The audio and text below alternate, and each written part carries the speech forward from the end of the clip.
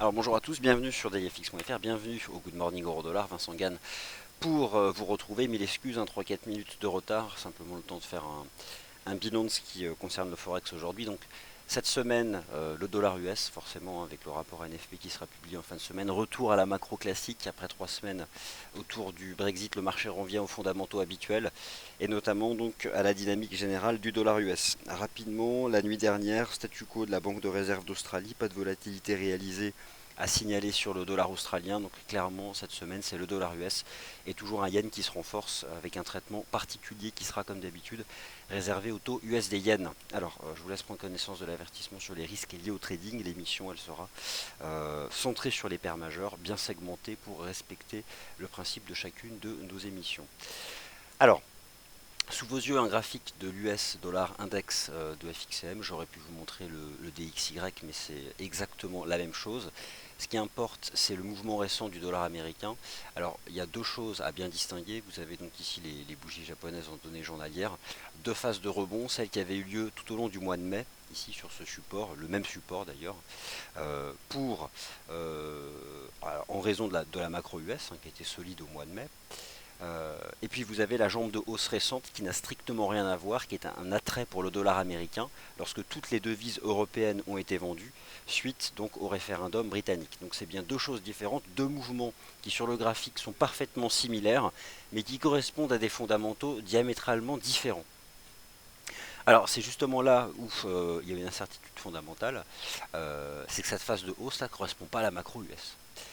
Et pourtant, cette semaine, on retourne à la macro US. Alors, on va pas se prendre la tête. Loin de moi la volonté d'anticiper le rapport NFP. Mais on va se concentrer donc sur l'aspect technique. Et en l'état, techniquement parlant, ça donne plutôt le sentiment que ça va rebondir le dollar américain au niveau actuel des cours. On forme un support. Les moyennes arrivent en soutien et on peut, alors hier je me posais la question du RSI, on peut avoir une autre lecture qui serait celle d'un momentum qui serait sorti par le haut de cette structure de compression. Donc on va essayer de faire un tour d'horizon, mais voilà, ça pourrait soutenir le dollar US. Le consensus il est positif pour le marché du travail aux États-Unis au mois de juin.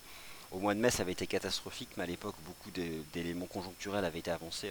Lorsqu'il s'agit d'un phénomène conjoncturel, là, c'est quelque chose qui ne dure pas dans le temps, et donc ça va à l'opposé de l'argumentaire en faveur d'une récession, d'un ralentissement économique aux États-Unis. Pardon.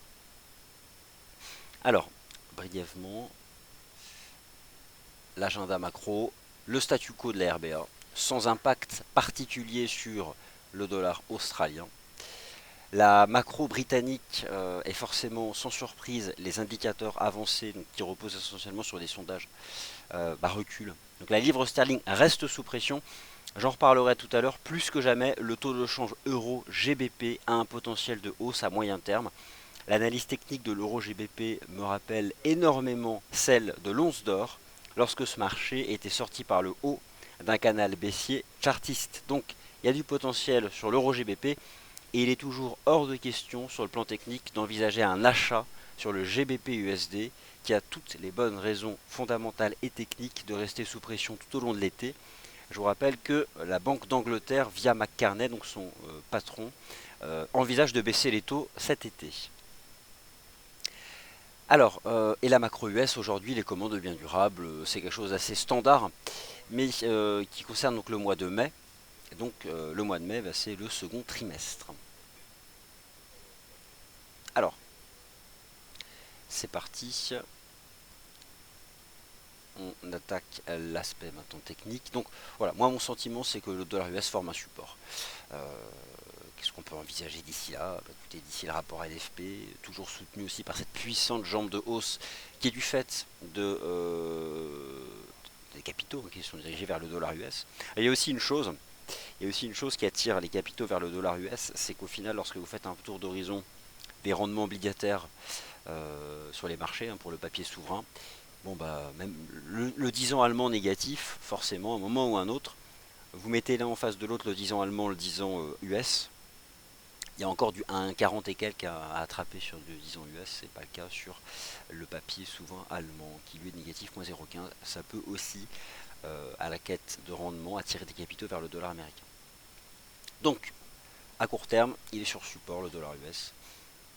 pourquoi pas envisager un rebond, en tout cas pour gérer son risque. On a clairement un niveau horizontal ici qui me paraît très propre, ici sur le CFD. Allez, c'est parti. Donc ça c'est le cadre. Maintenant on va regarder ce que justement on peut envisager sur les paires majeures. Et c'est justement là où ça me paraît un peu plus complexe. C'est que si le dollar US me paraît sur support, j'ai pas pour autant là envie de mettre en avant une résistance pour shorter l'euro dollar. Donc c'est là où c'est compliqué. Jambe de hausse, petit range, on a le sentiment que le dollar US pourrait pousser et finalement gérer son risque là c'est quelques points, hein, 11 950. C'est vraiment le support horizontal que le marché a formé. Mais donc en partant du principe que le dollar US pourrait rebondir, euh, euro-dollar devrait être sous résistance, ce qui n'est pas le cas encore. Ce marché se reprend. Bon, pourquoi pas envisager une structure comme ça au niveau du RSI, une compression. En tout cas, c'est vrai, depuis qu'on est sorti par le bas du canal haussier, bah forcément c'est baissier, mais c'est une sortie par le bas du fait d'un élément politique. Donc je me méfie toujours. Donc là, j'ai encore, ça continue de se reprendre. La vraie résistance horizontale, c'est un 11,81,12. Bon, ça continue de pousser un petit peu. Pourquoi pas remonter davantage. En intraday, rien de spécial hein, sur l'euro dollar depuis hier. On sent que ça commence à plafonner à proximité des 1,1150 à 1,1160.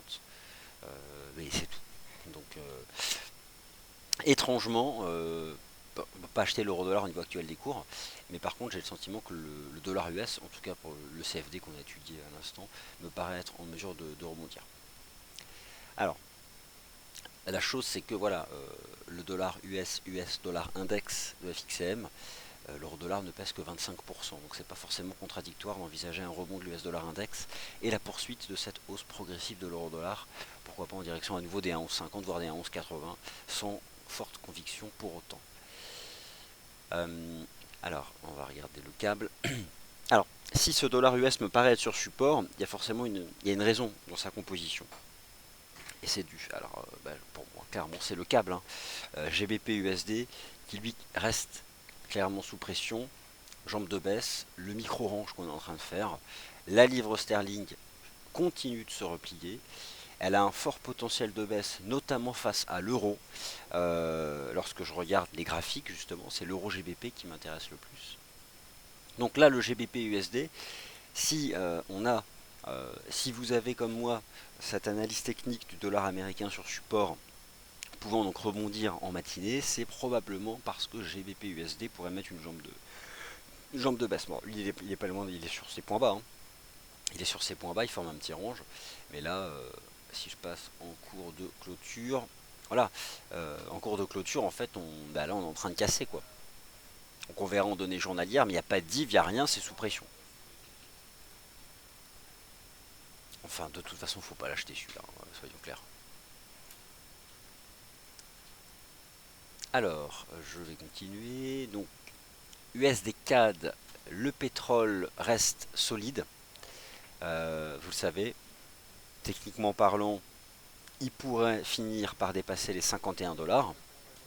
La saisonnalité est bonne pour le dollar US. La publication récente des stocks hebdomadaires aussi soutient le prix du pétrole aux États-Unis. Donc, bon, USD CAD se trouve là en plein milieu d'un range trading. Donc, un dollar US qui me semble être sur support. Hein, c'est ce que je regardais tout à l'heure d'un point de vue technique.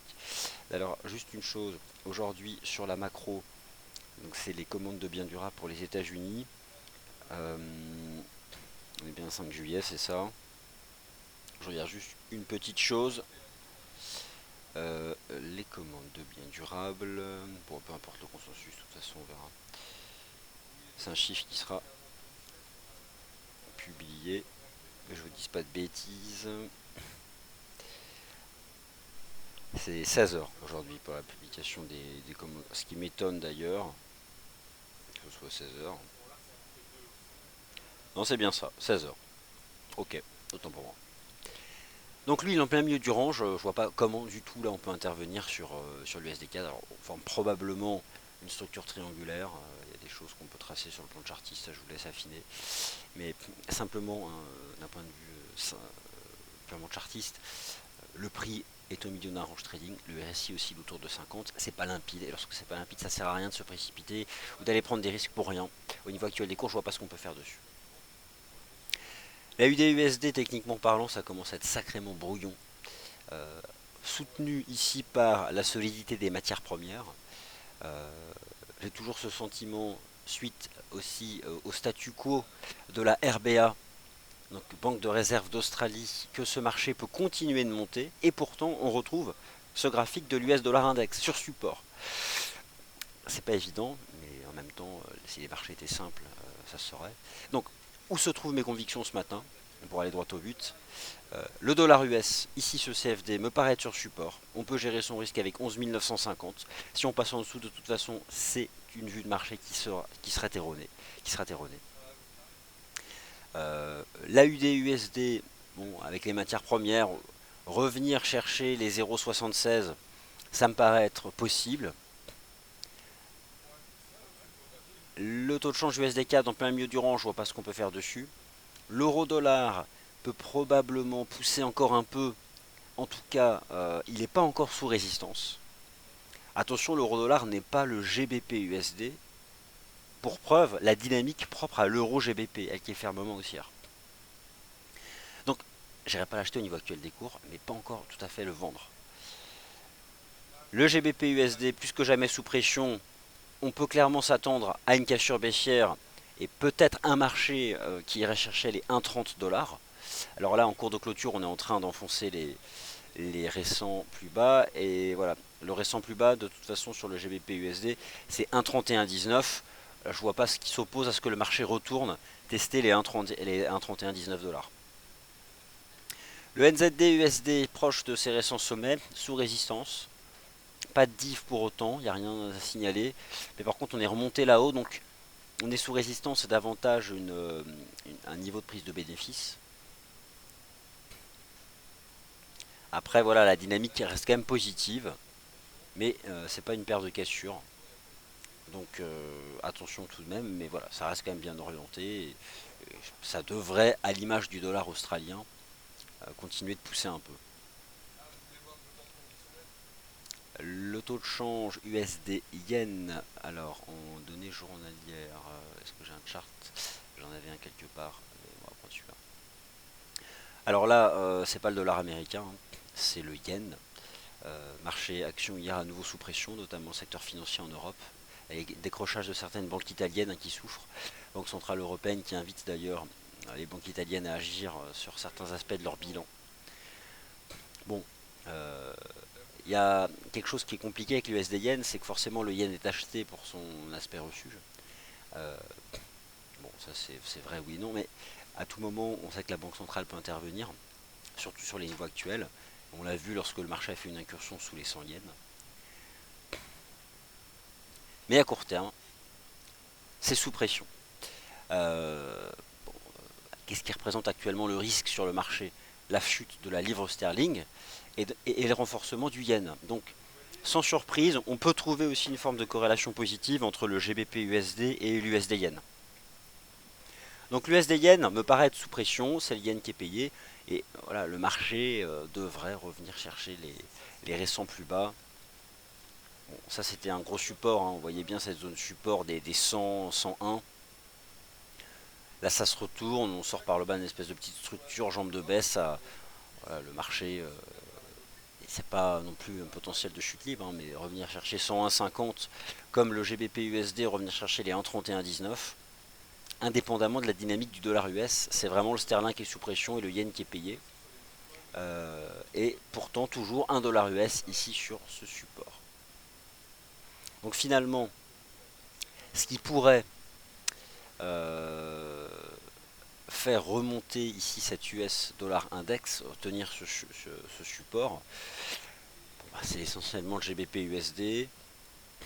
Bon, et peut-être un euro dollar qui n'est pas loin de se retourner, mais qui ne s'est pas encore retourné, hein. On travaille cette zone des 1,1150, 1,12 sans pour l'instant donner un signal de fin de rebond.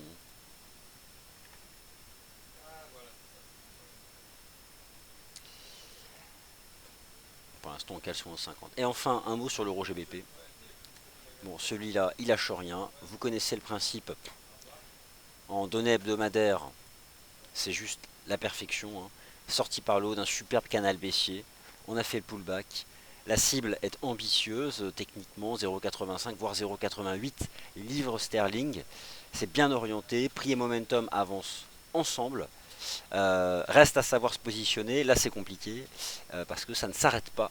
Mais en même temps, le prix et le momentum ne divergent pas. Vous avez là un mouvement porté par son momentum, donc une phase haussière dont l'angle s'accélère. Donc tous les voyants sont au vert pour tenir les stratégies positives.